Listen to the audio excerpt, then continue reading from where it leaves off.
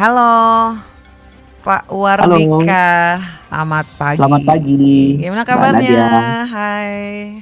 Kabar baik, hari ini cerah sekali cuaca di Oh Bali. ya, waduh, jadi pengen ke Bali.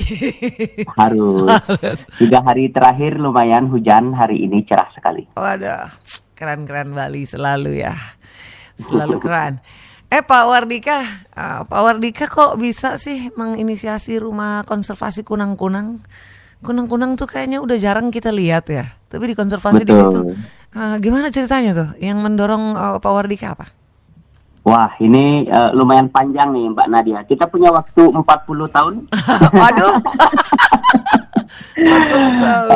Oke, 10 menit aja ya, 10 menit. Iya, ceritakan. Oke, mungkin itu awalnya sekali dari saat saya kecil, Mbak Nadia. Jadi saya waktu kecil itu, saya kan lahir dan tinggal di Desa Taru.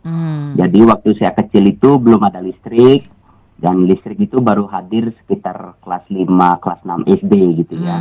Jadi saya punya pengalaman yang sangat istimewa sekali bersama kunang-kunang tiap malam. Sering nangkepin mereka, taruh di toples, pakai lampu gitu, dan akhirnya sering dimarahin gitu.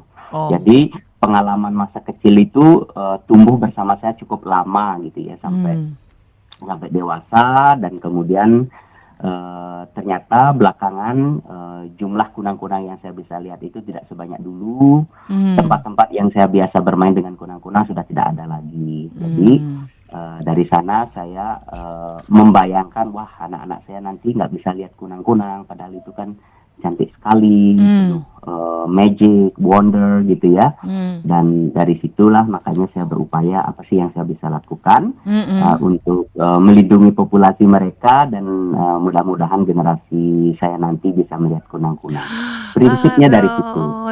Indah sekali itu niatnya. Sama kayak Terima kunang-kunang, kasih. kalau malam kita lihat indah. Jadi termasuk mengonservasi dan membiakkan ya kunang-kunang itu. Betul. Saya sedang berusaha, Mbak. Jadi akhirnya dari dari kegiatan, sebenarnya saya mulai itu dari tahun 2000. Tahun 2000 itu saya dapat kesempatan ikut lomba karya tulis ilmiah tentang kunang-kunang sebagai ekowisata. Jadi tahun 2000, jadi 24 tahun yang lalu itu saya sudah ada riset lah tentang kunang-kunang, dan itu di Ubud, Mbak. Jadi 24 tahun kemudian sudah nggak ada tempat saya 24 tahun lalu itu masih bisa riset lah ya di Ubud gitu ya. Jangankan kunang-kunang, sawahnya aja udah hilang kan. Tahu kan apa yang terjadi. Iya, benar-benar. Nah, jadi itu sih sebenarnya kalau boleh dibilang Lagi gitu ya, sekarang lagi diupayakan mengembangbiakan berarti. betul. Udah riset juga. Itu Ya, ada mungkin kita tahunya kunang-kunang kan dia sesuatu yang kelap-kelip gitu ya. Kayak kunang-kunang itu Betul. sebetulnya dia itu sejenis apa? Bisa cerita nggak tentang si kunang-kunang ini? Oke, jadi yang banyak orang salah persepsikan itu kan dianggap makhluk negatif gitu ya. Ada yang menganggap begitu dalam ya. konteks budaya gitu ya. Nanti kita bisa eksplor itu. Nah, tetapi sejatinya kunang-kunang itu adalah serangga yang mana dia masuk ke dalam ordo Coleopteran. Jadi dia sebenarnya kumbang, Mbak. Karena dia memiliki 2 sayap gitu ya, 2 lapisan sayap keras dan sayap tipis. Jadi di Coleopteran itu yang sejauh yang kita ketahui dia masuk family Lampritidae, yang mana dia masuk kategori bioluminescent karena dia memproduksi cahayanya, bukan memantulkan gitu ya. Dia memproduksi di dalam tubuhnya. Memproduksi dan beberapa jurnal Bukan itu pantulan dari lampu atau apa. bisa. Jadi itu dia produksi sendiri, dan bahkan kunang-kunang itu jauh lebih hebat dari kita manusia karena energi yang dia hasilkan untuk menghasilkan cahaya itu sangat efektif dan efisien. Jadi kalau kita pasang lampu pijar itu masih jadi panas, Mbak. Kalau dia itu dingin cahaya, jadi nggak ada cahaya tidak ada energi terbuang. Jadi hampir 100%, ya 99% itu jadi cahaya. Itu sebetulnya Pak, sepanjang hari dia ada cahayanya atau hanya malam aja yang kelihatan? Oke. Nah, baru kemudian kita mengamati behaviornya dia sebenarnya masuk kategori nokturnal. Jadi dia hidupnya malam hari, Mbak. Aktifnya dia itu di malam hari. dan siangnya dia cenderung idle atau istirahat lah gitu Oh ya. gitu, dia istirahatnya di mana biasanya? Nah ini ada 4 fase Mbak. Jadi kalau yang umumnya orang awam ketahui itu kan yang dewasa ya, yang kelap-kelip itu.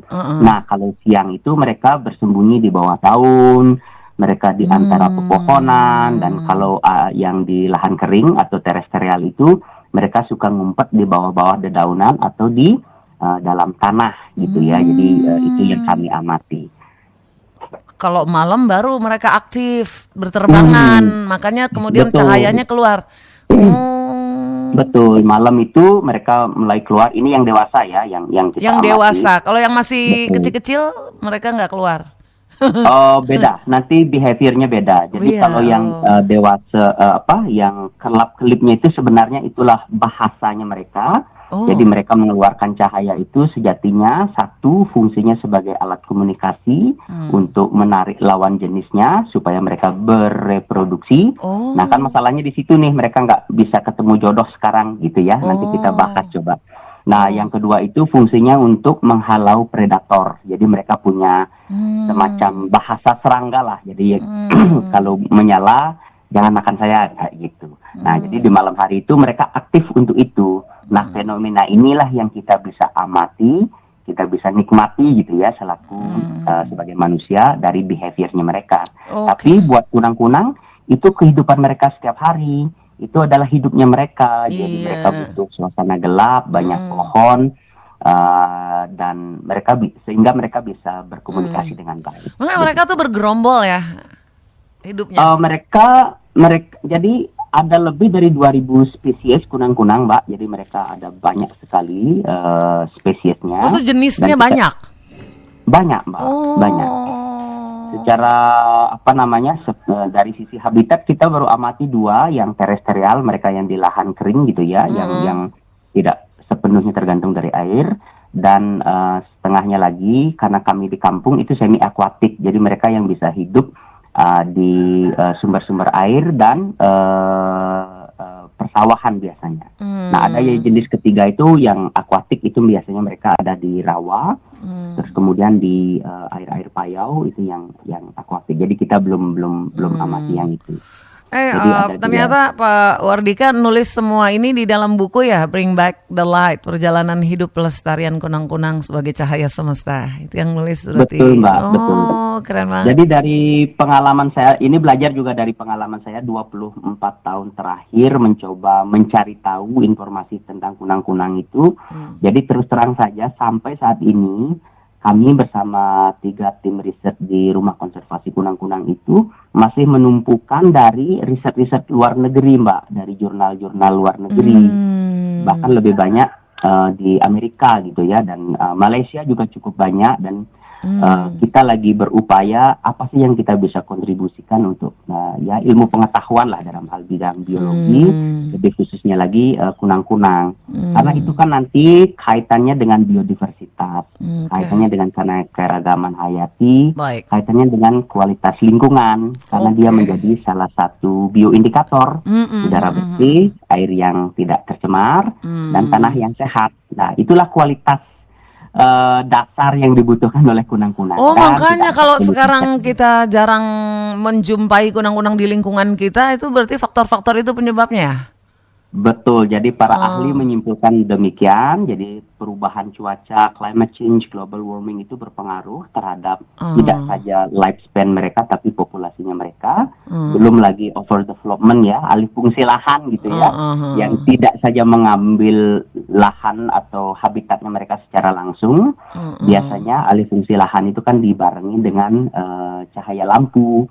Jadi itu menimbulkan light pollution di habitatnya mereka, sehingga mereka semakin tidak nyaman gitu ya. Nggak nyaman, bingung deh nih gimana nih ya kan. Maksud gua kayak siang, rupanya begitu. Terus jadi di konservasinya punyanya Pak Wardika ini gimana tuh cara berapa luas tuh membuat situasi lingkungan berarti kondusif buat hidupnya kunang-kunang berarti? Apa aja yang dilakukan? Nah ini yang menarik, mungkin pemirsa perlu pahami, ternyata yang paling dibutuhkan oleh kunang-kunang itu adalah habitat ya, habitat asli. Jadi kami melakukan 2 kegiatan utama, Mbak Nadia. Yang pertama itu adalah upaya increase the population gitulah ya. Jadi kita memang secara sengaja bersama tim untuk menjodohkan mereka, terus kemudian memelihara telurnya sampai menetas, terus kemudian ngasih makan, terus sampai mereka bisa menjadi kunang-kunang lagi, dan kemudian kita lepas liarkan. Jadi kita memang ada upaya repopulation program gitu ya. Sambil kita juga belajar, bereksperimen, dan mudah-mudahan itu nanti kita bisa kontribusikan. Dan kemudian yang kedua ini yang jauh lebih penting adalah habitat restoration. Jadi satu-satunya tempat yang boleh kita handalkan di Bali ya Mbak ya, sebetulnya di tempat saya itu ya di lahan pertanian gitu ya. Karena di pemukiman itu sudah terlalu banyak cahaya, kepadatan bangunan sudah sangat tinggi, dan area-area konservasinya natural resources-nya itu terbatas. Jadi satu-satunya tumpuan kami itu di areal pertanian. Nah, celakanya areal pertanian ini trennya dalam 20-30 terakhir ini kan berbasis kimia ya. Jadi penggunaan bahan-bahan kimia itu juga memperparah ya siklus hidupnya ekosistemnya mereka, sehingga ini juga nanti akan berpengaruh terhadap siklus hidupnya. Jadi upaya yang kedua kami lakukan mengajak para petani di sekitar rumah konservasi kunang-kunang untuk mengurangi penggunaan bahan kimia. Basisnya organik lah ya. Jadi saya menyediakan bahan-bahan yang mereka butuhkan untuk berbudidaya tanpa bahan kimia. Mulai dari pupuk padat, pupuk cair. Kalau misalkan ada makanya Pak Wardika diriin rumah kompos ya. Betul, untuk betul. itu Jadi ya. betul. Jadi kita bangun ekosistem lah ya. Jadi kan nggak fair juga nyuruh aja orang nggak boleh pakai gini, nggak pakai gitu, tapi kita tidak menyediakan solusi gitu ya. Berarti kalau boleh disimpulkan nih indikator si kunang-kunang hilang itu, jika kunang-kunangnya ada maka sebetulnya lingkungan itu ini ya bagus ya. Betul, jadi kunang-kunang salah satu bioindikator bahwa kualitas udara yang dibutuhkan kita manusia hidup itu baik, kualitas air yang dibutuhkan supaya keragaman hayati itu bisa tumbuh dan siklusnya bagus itu baik, dan tanahnya subur karena di sana mengandung mikroorganisme. Jadi nanti pemirsa kalau lebih kepo gitu ya, itu bisa datang ke labnya kita bisa tunjukin fase per fase, mulai dari telurnya kunang-kunang, larvanya kunang-kunang sampai mereka menjadi pupa. Nah itu menarik banget. Karena apa? Karena itu membutuhkan lingkungan untuk daya dukung lingkungan gitu ya. Kita mesti hati-hati, sadar diri. Sekarang kunang-kunang udah jarang terlihat, berarti wah ini perlu berjaga-jaga nih harusnya. Betul. Sama seperti indikator di dashboard mobil atau kendaraan kita. Kalau indikator bensin udah mendekati E ya kita jangan ngebut nerobos ya, berarti minyak dah mau habis nih gitu ya, harus nyari pom bensin terdekat. Nah mungkin harapannya seperti itu.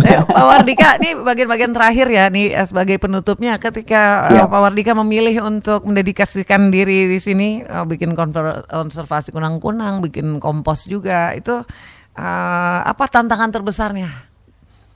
Tantangannya mungkin di awareness ya, kesadaran kita bahwa kita manusia kan ingin biologi natural lah ya, kita ingin hidup nyaman, kita ingin hidup nikmat dan segala macam, dan kita lupa bahwa kita tidak hidup sendiri di atas muka bumi ini. Kurang awareness, kesadaran ya. Betul. Jadi ada jutaan bahkan miliaran spesies di luar sana yang membutuhkan ekosistem yang mendukung kehidupannya mereka. Jadi mudah-mudahan kita bisa lebih aware untuk sejauh mana kita menggunakan lampu di malam hari, sejauh mana kita mengeksploitasi sumber daya alam kita, dan sejauh mana kontaminasi yang kita timbulkan di udara, tanah maupun di air. Wah, luar biasa Pak Wardika. Mudah-mudahan nih banyak manfaat banget nih dengan rumah konservasi kunang-kunang dan meningkatkan kesadaran orang-orang juga ya. Kunang-kunang. Oke, makasih banyak ya Pak Wardika. Sukses ya. Terima kasih. Bye-bye. Selamat pagi. Bye. Mitra Idola nggak nyangka kan ada orang yang mengonservasi kunang-kunang. Kita sih jika kita bertanya-tanya doang kunang-kunang pada kemana kok hilang gitu. Nggak tahu anak zaman sekarang Gen Z apa tahu, apa kenal ada binatang serangga sama kunang-kunang bisa berwarna-warni, mungkin di film ya. Tapi kita sudah dengar tadi ceritanya luar biasa ya, Iwayan Wardika, inisiator rumah konservasi kunang-kunang di Tegal Dukuh Kam, Desa Taru, Kecamatan Tegalalang, Kabupaten Gianyar, Bali.